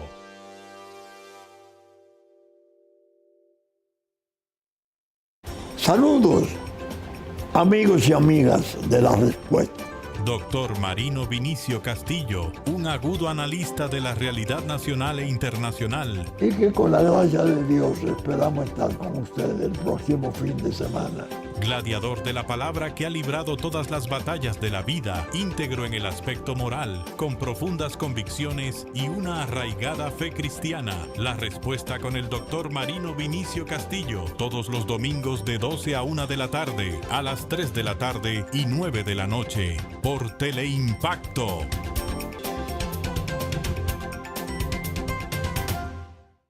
En la mañana con Teleimpacto. En la mañana con Teleimpacto, un espacio de análisis, entrevistas y comentarios sobre el acontecer nacional e internacional. Nelson Encarnación, Manuel Jiménez, Gregory Caimares, Graciela Fontaneto, especialista en medicina estética, y Argenis Viñas, hablándonos de cine. En la mañana con Teleimpacto, de lunes a viernes, de 7 a 9 de la mañana. También síguenos en YouTube. La felicitación de Abel condicionó ya a Leonel Fernández. Comentario, análisis, cobertura, los acontecimientos que impactan al país y al mundo, con un equipo de comunicadores expertos. Propuesta de la noche, de 7 a 8 de la noche, por Teleimpacto. Danilo Medina podrá alegar que las visitas sorpresa, 60 o 60 mil millones de dólares. Periodismo objetivo. Bueno, el gobierno, el presidente. De lunes a viernes, de 6 a 7 de la noche, al final de la tarde, con Manuel Fermín. Para la República Dominicana. Mucha gente no sabe eso. Bueno, Geopolítica, con Nelson Encarnación. En el Consejo de Seguridad de Naciones Unidas, ningún esfuerzo va a tener resultado positivo. Una visión completa y objetiva. El que ellos acusan que China está controlando el canal de Panamá. Respecto de estos casos de investigación, de abejas. Domingos, de 11 de la mañana a 12 del mediodía. Geopolítica, por Teleimpacto.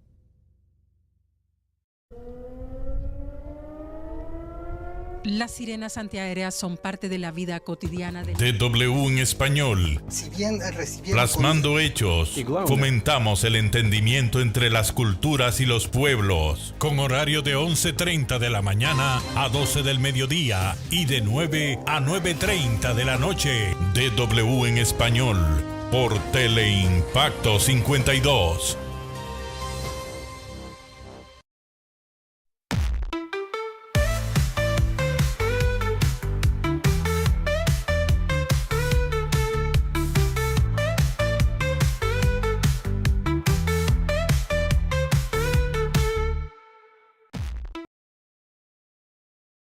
La mañana por Teleimpacto, después de la participación de nuestro amigo Charlie Celedonio Núñez. Celedonio. Sí. No sabía que se llamaba Celedonio, Charlie.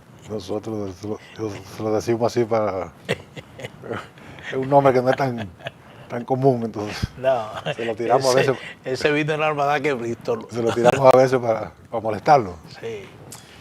Pues mira, Manuel y amables televidentes, en el día de ayer hubo una tragedia en el malecón.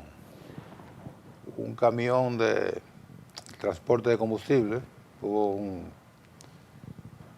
accidente. Mira la humareda que estalló en llamas. Mira que parece como una cortina de humo. Terrible, esos son cuando las cortinas de humo cuando incendian un barco allá en las afueras.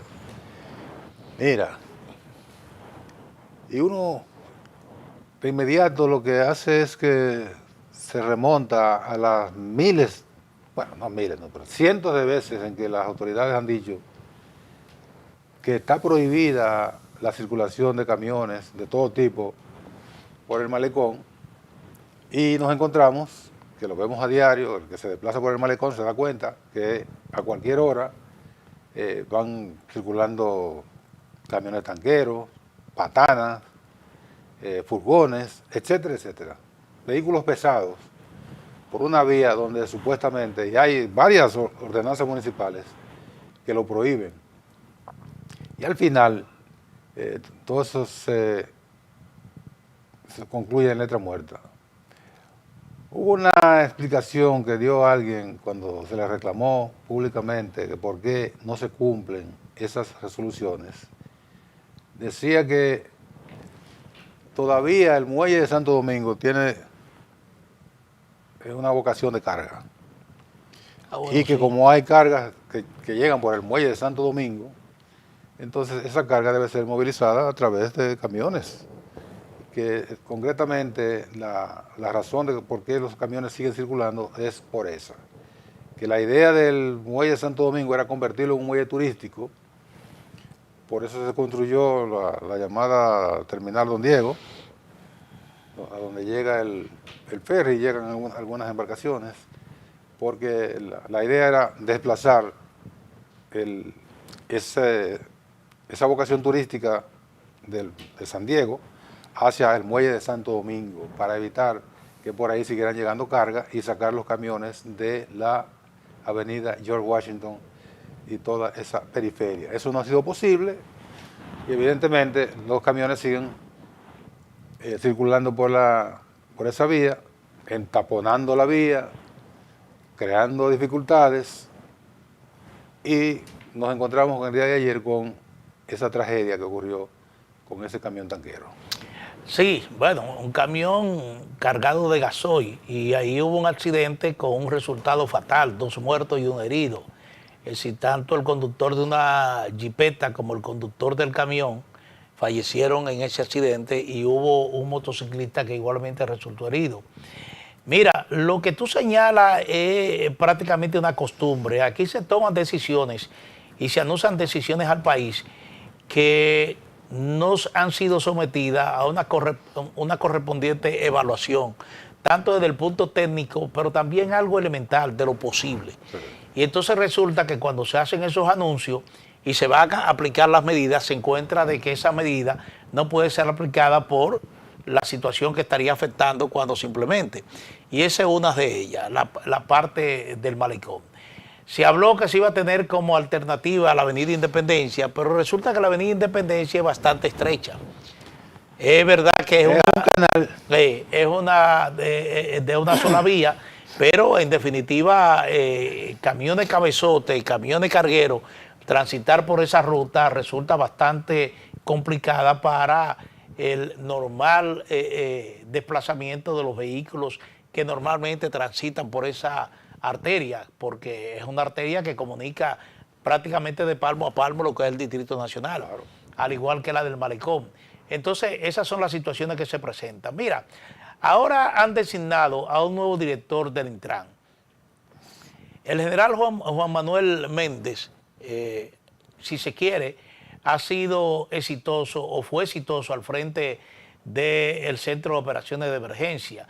Ya uno realmente se acostumbró a su figura, dando la alerta sobre algún fenómeno atmosférico que impactaría el país de manera significativa, cuando se producían lluvias prolongadas que tenían igualmente consecuencias incluso fatales en la capital. Ahí estaba el general Juan Manuel Méndez ofreciendo los detalles, hablando con los operativos especiales con motivo de días muy particulares. Yo a veces me preguntaba, pero este hombre no descansa, y entonces, y es verdad, no descansa. Y en una ocasión, porque se ausentó para ir a la boda de su hijo, oye, hasta eso le reclamaron. ¿Le entraron? Sí, hasta eso le reclamaron. Oye, tiene vida propia. No tenía derecho, era que estaban tan acostumbrados a eso. Sí. Pero ¿qué es lo que pasa? Yo pienso que él ahora asume una papa caliente. No es lo mismo dirigir el COI que dirigir el Intran. aquí hay precisamente un desorden en el tránsito vehicular. Lo que se observa es que a pesar de las medidas que se toman, ese desorden sigue implementándose porque el número de vehículos, el parque vehicular de República Dominicana ha ido en constante aumento, en constante incremento. Solamente hay que ver las ferias de autos, automovilísticas que celebran los grandes bancos del país, para uno tener una idea cómo crece ese parque vehicular. Y aquí, porque ahí se reclama cualquier cantidad de millones de pesos solamente invertido en vehículos. ¿Y qué es lo que pasa? Aquí, por ejemplo, el que tiene un vehículo de 10 años atrás, hasta de 15 años atrás, y se compra uno nuevo, ese vehículo que era de él no sale de circulación. No, se lo tira alguien. Ese vehículo lo toma otro. Y entonces ahí hay una duplicación del vehículo que está transitando por las calles del país. Entonces es importante que el general Juan Manuel Méndez se concentre en la elaboración de un plan. Y obviamente para la ejecución de un plan debe acompañarse de técnicos calificados en materia de reorganización de tránsito, porque eso va a implicar inversión pública. Miren cómo ha mejorado la circulación, el desplazamiento vehicular aquí en esto que se conocía como Pintura. Ahí había un tapón permanente, y un tapón sobre todo que crecía los domingos en la noche, cuando ese gran flujo de vehículos venía, por ejemplo, del sur y hasta del norte, porque venía por la circunvalación del norte, y ahí realmente se producía un caos se hizo una inversión importante y ahí ese problema está solucionado. Entonces, el problema del tránsito aquí, no solamente en Santo Domingo, en la República Dominicana, precisa de inversión pública y de planificación. Y entonces, si el general Juan Manuel Méndez quiere mantener el éxito que él acumuló estando en el COI, que incluso lo llevó a pensar de que él podría ser un líder político en la República Dominicana. Entonces, yo creo que si él quiere pensar en eso, debe acompañarse de un plan elaborado, porque aquí todo está hecho, todo está hecho, solamente revisar lo que está hecho y añadir lo que se necesite, que en ese momento no se contempló o no existía, agregárselo. Por aquí todo está hecho, pero es fundamental, ese plan es fundamental, pero un plan que esté acompañado de inversión pública. Si eso no se hace, vamos a seguir en el mismo desorden. Es lo mismo, hay una... Sí, porque toda esa medida de doble a la izquierda, que yo cosas... Son parches. Sí. Además, ya eso no funcionó. Ya nadie habla de eso. Y la gente sigue doblando donde le da la gana. Porque esa es otra cosa, es la... Aquí se anunció, recuerda, se anunció... La parte de continuidad. ¿Cuántos fueron? 105 medidas. No. O 102 medidas. 103. 103 medidas. Yo te preguntaba, explíqueme dónde hay que aplicar 103 medidas para resolver el problema del tránsito. Bueno, con 5 medidas que se adopten es suficiente. Que sean sensatas, que sean ahí en aplicables. Pintura se adoptó una y mira cómo eso impactó una solución, sí. En Pintura se adoptó una y en la Plaza de la Bandera, en todo el entorno. Sí, pero es una porque están unificadas. ¿Cuántos millones fueron de dólares? No recuerdo la cifra. Fueron 300 y pico millones de dólares que costaron. Sí, pero está bien. Ese es el plan efectivo es ese. Por eso decía que todo plan de reorganización del tránsito implica inversión pública. Claro. Usted no puede concebir un plan anunciando medidas, esas 103 medidas, ya ni se habla de ellas. Pues eran cuestiones solamente por buscar un titular. Al final no se consigue nada con esas espectacularidades mediáticas. Sí. ¿Tú quieres reclamarle al general Juan Manuel Méndez la misma eficacia del COE? Del COE. Bueno, no ha comenzado, él apenas tiene un día que fue nombrado, no sé si ayer tomó posesión.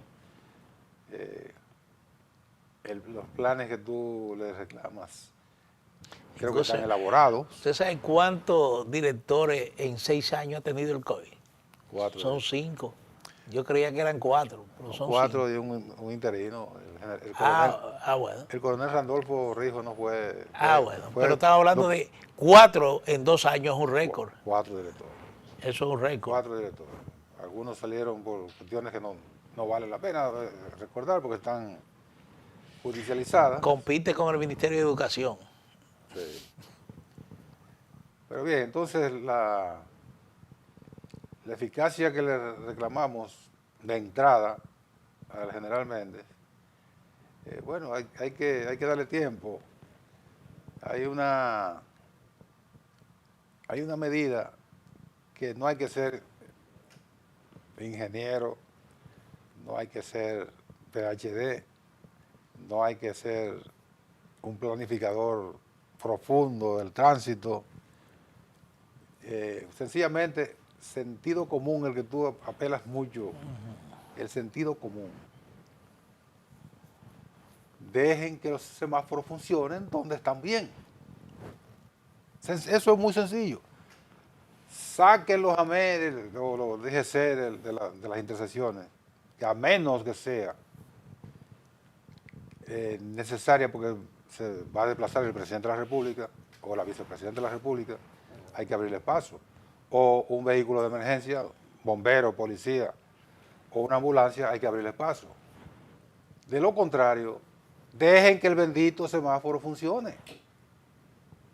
Eso es tan sencillo que reitero, no hay que ser un genio para saber que ese aparato que está ahí, que está programado para que determinada cantidad de segundos cambie,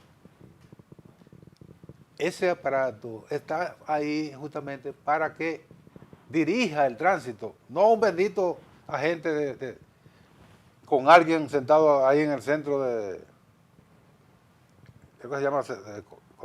Control de tránsito, sentado ahí con un reguero de computadora. Mira, la gente que está en la 27 de febrero con Churchill, que es la que más nos afecta a nosotros dos. Abre norte-sur. Norte-sur. Entonces, sur-norte parado. Este-oeste parado. Uno contempla ahí desesperado cómo cambia el semáforo 5 y 6 veces. Por favor, eso es un asunto elemental, que no lo dirige, creo que no lo dirige Juan Manuel Méndez, porque el saliente director de Intran, en una comparecencia que tuvo en el Congreso, en el Senado de la República, él fue sincero y dijo, bueno, cuando yo era un civil, no lo dijo así, lo estoy poniendo, cuando yo no estaba en Intran, yo como ciudadano pasaba por una intersección y veía a un agente dando tránsito para un solo lado, y yo preguntaba, ¿pero y por qué no dejan que el semáforo funcione? Lo mismo que estamos nosotros diciendo. Lo decía Milton Morrison cuando no era director de Intran. Pero ahora que yo estoy aquí en Intran, yo me doy cuenta que el problema es que la ley le manda a otra institución esa tarea. Y esa institución es la DGC. Sí. Miren cómo una falta de sincronización, para hablar también del semáforo, una falta de sincronización institucional, pero para que tú te genera un desorden. El DGC tiene esa potestad, pero el Intran tiene la potestad de manejar los semáforos. Es decir, ahí hay una cosa, una incongruencia que yo no entiendo. Creo que ¿También es la DGC? Sí, creo que sí. Eso fue lo que él dijo. Bueno, porque el problema que surgió en el Intran fue precisamente con el tema de los semáforos. Sí, pero fue de compra. Ah, de compra, no de operación. No fue de operación, fue de compra. Sí, bueno, pero aquí hubo alguien que dijo, yo apago todos los semáforos y en una ocasión lo apagó. Con este aparatito, dijo nuestro amigo, sí. Con este aparatito yo apago todos los semáforos ahora mismo. Sí, lo apagó, creó un desorden en una ocasión. Sí. Miren, señores, el domingo 16, el gobierno del presidente Luis Abinader cumplió 6 años. Yo no vi ningún acto significativo por parte, amén de una declaración pública de uno que otros dirigentes evaluando el gobierno. Pero en el día de ayer, El Partido de la Liberación Dominicana, que semanalmente tiene una rueda de prensa cada lunes, ofreció una rueda de prensa para hacer su evaluación crítica sobre el ejercicio de gobierno de la presente administración. Ellos basaron ese análisis crítico en 3 factores. Dicen que en la campaña se prometió reducir la delincuencia en los primeros 100 días, se prometió igualmente la reducción de los precios de los artículos de primera necesidad y de reducción de la corrupción. Pero vamos a dejar que sea su secretario general, Jody Pujols, quien haga el planteamiento que hicieron ayer un buen número de dirigentes importantes de esa organización política en ese encuentro con los medios de comunicación. Adelante, director. Concretas, 6 años de gestión y una constante. Los 3 problemas que se comprometió a resolver este gobierno siguen liderando la agenda de preocupaciones de dominicanos hoy más que nunca. Hoy el problema no es solo de resultados, sino de rendición de cuentas. Cuando las metas se fijan con cifras tan precisas, 30, 50, 0, la ciudadanía tiene derecho a exigir la misma precisión en la medición final. La confianza en la democracia se construye también sobre la verificación honesta de lo prometido. Mientras los indicadores se ajusten a conveniencia y la percepción ciudadana no mejore, la distancia entre la promesa y el resultado seguirá siendo el talón de Aquiles del legado de este gobierno. Hace 6 años se prometió reducir los alimentos en un 30%. Hace 6 años se prometió reducir la delincuencia en un 50%. Hace 6 años se prometió 0 tolerancia contra la corrupción. Hoy, 6 años después, el pueblo dominicano observa que esas 3 promesas siguen pendientes. Ese es el verdadero balance político de esta administración. La historia demuestra que los gobiernos no son recordados por la cantidad de anuncios que realizan, sino por los problemas que logran enfrentar y resolver. La República Dominicana necesita abrir una nueva etapa de crecimiento con inclusión. Bueno, ese fue Jody Pujols, secretario general del Partido de la Liberación Dominicana, acompañado de varios dirigentes importantes de esa organización política, entre ellos el ingeniero Temístocle Montaz, el ex senador por Elías Piña, el amigo Lorenzo, que Iván es Lorenzo, vicepresidente del PLD. Sí, bueno, ahí tuvieron varios dirigentes importantes. Bueno, ahí está también Luis Reyes, economista, está el general... que vendría mañana, Luis Reyes. Sí, vendría mañana porque Ahí nos dejó esperando. Adriano Sánchez Roa.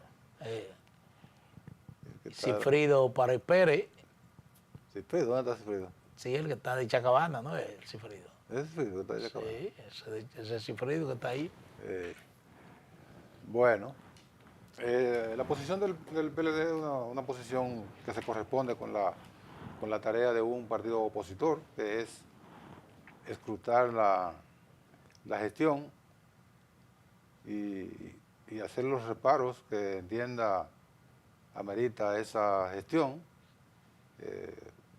El presidente Luis Abinader comenzó en el día de ayer su tramo final, de los 2 años finales de una gestión de 8. Han pasado 6.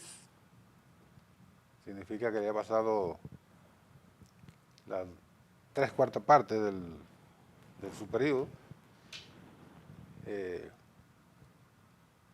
Y bueno, la evaluación de un partido opositor, reitero, tiene que ir en consonancia con los intereses de ese partido, que es asumir una posición crítica de la gestión, de la administración, y hacer los planteamientos que entienda le corresponde. Eso es un ejercicio que no es propio, no es exclusivo del PLD. En su momento el PLD estaba en la otra acera y la evaluación se la hacía el PRM a la gestión del PLD. O sea que lo que hace es que se intercambian los roles por decisión del pueblo dominicano que elige a sus gobernantes.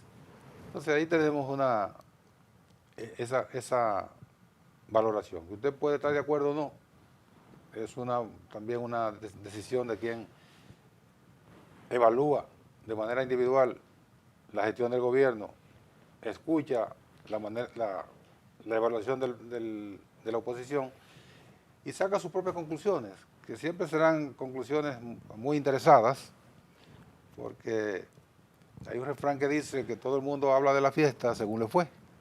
Si usted bailó en la fiesta, esa fiesta fue la mejor. Si usted se pasó la fiesta sentado en una silla que sin una pareja, esa fiesta fue aburrida. Entonces se habla de la fiesta según le fue. Sí. Bueno, el tema es que cada organización política asume realmente los temas que entienda que más le pueden conectar con lo que entiende el descontento ciudadano. Y entonces ellos se van precisamente por los temas, porque ese tema del PRD igualmente el tema de todos los grupos de oposición, de todos los partidos de oposición. Esa es la verdad. Pero mira, Nelson, siempre tratamos un tema internacional que de alguna u otra manera incide ya en el quehacer nacional, y eso lo tenemos ya por evidencia sobrada. Y es el hecho de que Omán e Irán iniciaron un proceso de negociación, de conversaciones, que concluyó con una salida que ellos entendían que era la más práctica a este conflicto del estrecho de Hormuz. Es decir, ellos acordaron crear una ruta alternativa para de alguna manera garantizar ese tránsito petrolero que transita por esa franja estratégica. Bueno, se llegó a ese acuerdo, el acuerdo está ahí. En ese acuerdo, en esas conversaciones directas, no participó un representante directo de los Estados Unidos, aunque siempre se entendió que Omán actuaba como intermediario de los Estados Unidos. Se creía. Se creía. Pero sorpresa, en el día de ayer, el presidente Donald Trump surge con unas declaraciones que espanta, porque dice que si Omán se interpone en las negociaciones entre Estados Unidos e Irán, Estados Unidos va a bombardear a Omán de manera despiadada. Sí. De manera despiadada. Y tú dices, bueno, pero Omán es un aliado. Un aliado. ¿Verdad? Que ha servido incluso de sede para negociaciones entre Irán y Estados Unidos. Sí. Que si Omán se interfiere en las negociaciones, entonces, ¿cuáles negociaciones tiene Estados Unidos con Irán? No hay ninguna. Él la rompió hace más de 3 meses. Dicen los iraníes que no están negociando ni directa ni indirectamente con los Estados Unidos. Bueno, ¿cuál es la consecuencia? Que Irán insiste en que el estrecho de Hormuz seguirá cerrado. Búscate a Omán ahí. Ponga a Omán en la pantalla, Carlos o Cecilio. Pongan a Omán para que ustedes vean de qué estamos hablando. Sí. Es un sultanato, ¿verdad? En ese de la potencia, entre comillas. En ese territorio, en esa zona, son emiratos, son reinados, sultanatos, todas esas denominaciones de la Edad Media que prevalecen todavía en esa zona. Miren lo que es Omán. Omán cabe, déjame si cabe en las 14 provincias del norte. Creo que cabe en las 14 provincias del norte. Omán, y sobra terreno. Y sobra terreno. Omán tiene, ahí rapidito, vamos a ver la extensión de Omán. Sigue hablando, Manuel. Bueno, la verdad es que esta salida del presidente Trump, esta retórica que en algunas ocasiones incluso estropean cualquier proceso tendente a lograr una estabilidad en esa región, uno no lo entiende. No lo entiende porque Estados Unidos debería ser el primero interesado en que esa región definitivamente se estabilice. Primero porque ese conflicto tiene un impacto interno en los Estados Unidos. El hecho de que se haya de alguna manera eliminado ya los bombardeos, los ataques, se debe precisamente a las consecuencias que eso tiene en la economía mundial y por ende en los Estados Unidos. El impacto interno que puede provocar la prolongación del conflicto está en las elecciones de medio término que se van a celebrar este noviembre en ese gran país del norte. Y resulta que las últimas encuestas que se han dado a conocer ya en los últimos días o en las últimas horas, porque creo que en el día de ayer salió otra encuesta en los Estados Unidos, lo que muestra es una popularidad del presidente Donald Trump completamente en declive, bajando de manera acelerada. Y todo esto tiene una relación directa con ese conflicto en el Medio Oriente, porque la mayoría de la opinión pública de los estadounidenses no está de acuerdo con esa guerra. Es más, considera que ese conflicto no puede seguir manteniéndose porque entienden que es un conflicto estúpido. Entonces, no entienden cuál es el interés de la administración Trump por mantener vivo ese conflicto, y entonces eso impacta en el posible resultado que los republicanos puedan tener en las elecciones de medio término de noviembre, donde está en juego fundamentalmente lo que es el control de la Cámara de Representantes, que ya hay algunas encuestas y analistas que dan por ganado ya al Partido Demócrata, pero fundamentalmente el Senado de los Estados Unidos, porque si los demócratas toman el control de la Cámara de Representantes y del Senado, ya la vigencia del presidente Trump entraría en riesgo. Bueno, lo que proyectan las encuestas es que habría un empate en el Senado, pero la Cámara de Diputados la ganarían los demócratas. Sí.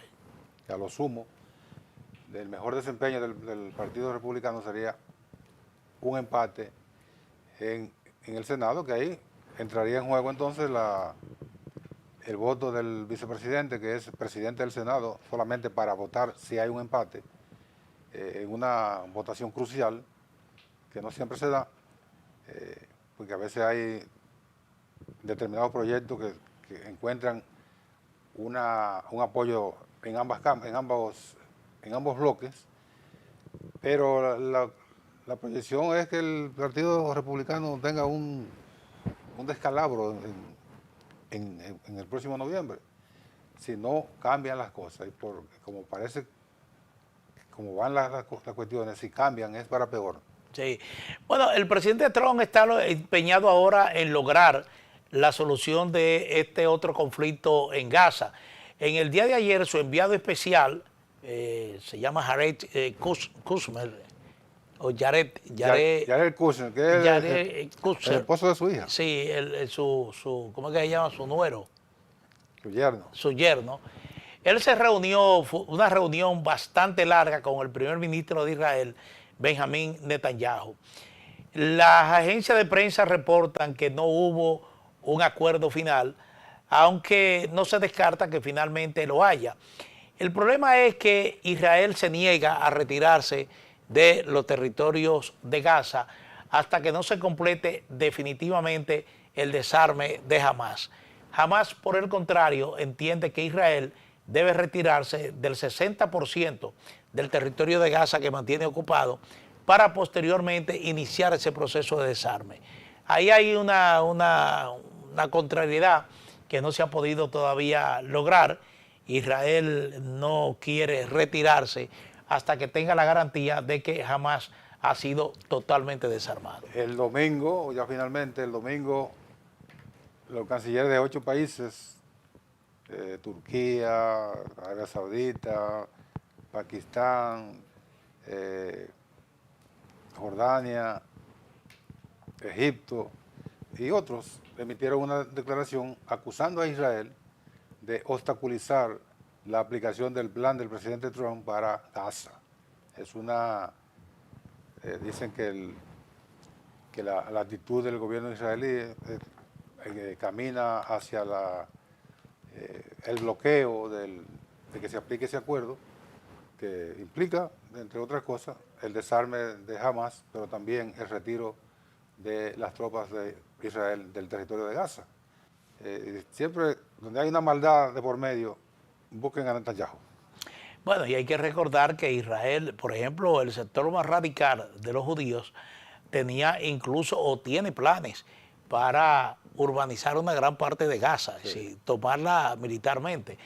Ayer en el Muro de las Lamentaciones, no recuerdo, un ministro, o antes de ayer, un ministro judío, un ministro israelí, decía que había que matar entre 30 y 40 por día de gazatíes, sí. Es decir, algo que las agencias de prensa lo destacaron como una declaración monstruosa y absolutamente criminal. Criminal. Terminamos. Gracias por haber estado con nosotros. Mañana, Dios mediante.